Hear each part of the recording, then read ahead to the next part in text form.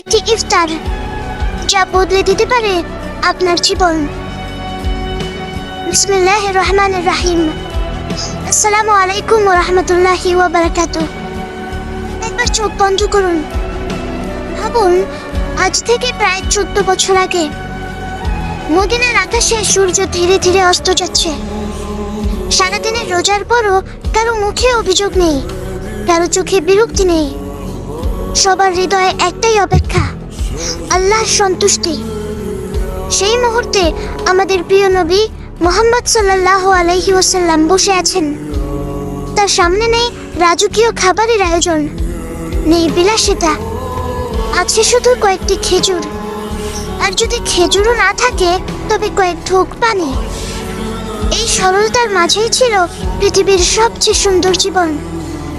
তিনি ইফতার করলেন, আল্লাহর শুকরিয়া আদায় করলেন এবং উম্মতকে শিখিয়ে গেলেন জীবনের সৌন্দর্য খাবারের প্রাচুর্যে নয়, আল্লাহর সন্তুষ্টিতে। আজ আমাদের টেবিলে কত রকমের খাবার, কিন্তু বলুন তো, আমাদের হৃদয় কি ততটাই পরিপূর্ণ যতটা ছিল রাসূলুল্লাহ সাল্লাল্লাহু আলাইহি ওয়াসাল্লামের? ইফতারের আজানের সঙ্গে সঙ্গে আমরা কি প্রথমে আল্লাহকে স্মরণ করি, নাকি শুধু খাবারের দিকে হাত বাড়াই? প্রিয় ভাই, প্রিয় বোন, জীবন খুব ছোট। হয়তো এটাই আমাদের শেষ রমজান হতে পারে। হয়তো আগামী রমজানে আমাদের নাম আর জীবিতদের তালিকায় থাকবে না। তাই প্রতিটি ইফতারকে এমনভাবে গ্রহণ করুন যেন এটি আল্লাহর পক্ষ থেকে আপনার জন্য একটি বিশেষ নিয়ামত।